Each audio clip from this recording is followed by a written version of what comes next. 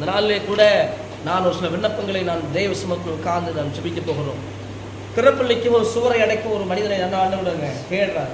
அவர் யாரை தேடுறாருன்னா பிரசங்கம் பண்ணுறவனை தேடுறதில்லை, நல்லா பாடுறவனை ஆண்டவர் தேடுறதில்லை, நல்லா டிப்டாப்பாக இருக்கிறவனை தேடுறதில்லை. அவர் தேடுறது ஒரே ஒரு குவாலிஃபிகேஷன், ஒரே ஒரு தகுதி என்னன்னா திறப்பிள்ளைக்கிற தகுதி.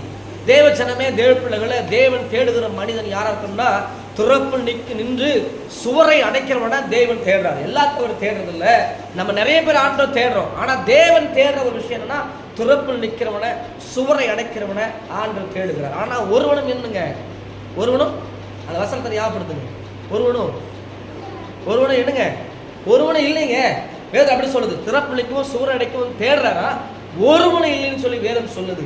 ஏசப்பா அப்படி சொல்றாரு, ஒருவனுக்கு இல்லையா. ஏன் இல்லைன்னா திறப்பிள்ளைக்கு வந்தெல்லாம் என்ன பண்ணிட்டான்னா உலகத்துக்குள்ள போயிட்டான். திறப்பிள்ளைக்கிறவன் சொல்ற முழங்கால் முடக்கலாம் உலகத்துக்குள்ள ஏதோ ஒரு இடத்துல இஷ்டம் போல் வாழ்கிறான், பயபக்தி இல்லாம இருக்கிறான், நடுக்கம் இல்லாம இருக்கிறான், ஏதோ ஒரு காரியத்தில் இருக்கிறான். ஆனா ஆண்டவர் உங்களை நினைவு தேசத்துக்காக துறப்பளிக்கும்படியாக சுவரை அடைக்கும்படியாக கர்த்தர் நம்மளை நியமிச்சு. யோசித்து பாருங்க, யார் கிடைக்காத பாக்கியம். சபையில் எத்தனை பேர் இருக்கட்டுமே, 100 பேர் இருக்கட்டுமே, 1000 பேர் இருக்கட்டுமே, ஆனா ஒரு சிலராய் ஜெபிக்க தேவன் கொண்டிருக்கிற உங்க முழங்கால் தான் தேவை. ஆண்டவருக்கு எல்லாரும் முழங்கால் இல்லை, உங்க முழங்கால் தான் அவருக்கு தேவை, உங்க கண்ணீர் தான் அவருக்கு தேவை, உங்களுடைய அழுகுறது தான் அவருக்கு தேவை. அதனால உங்களை கொண்டு வந்த நோக்கம் பெரியது. அதனால ஜெபம் பண்ண போகிறோம். ஆதி நாட்கள் இந்த திருச்சபைகள் இருந்த ஒரு பெரிய மாற்றம்.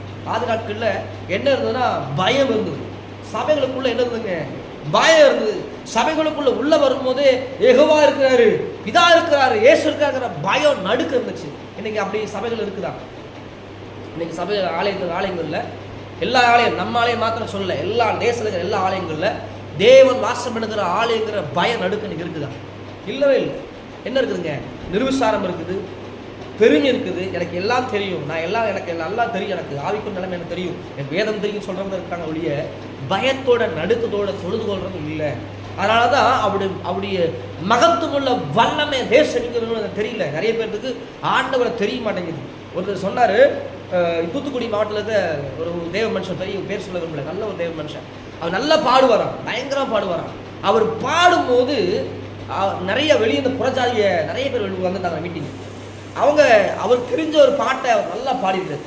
ஆனா அந்த சாட்சி சொல்ல வரும்போது அவங்க சாட்சியை கூப்பிட்டாங்களா, அந்த ஐயா வெளியிருந்தவங்க நிறைய புறஜாதி ஜனங்க வந்து சாட்சி சொன்னாங்களாம். இந்த ஐயா பாடினது ஒண்ணுமே எனக்கு புரியல, இந்த ஐயா பாடினது என்னங்க ஒண்ணுமே எனக்கு புரியல. ஆனா அது பக்கத்துல ஒரு தரிசனத்தை பார்த்தேன், அவர் ஒரு இந்து மனுஷன் உள்ள வந்தோன்னா சொன்னாரு, பயங்கரமான வெளிச்சத்தை பார்த்தேன் அப்படின்னு சொல்லி இயேசுவை அறிந்து கொண்டேன்னு சொன்னார்.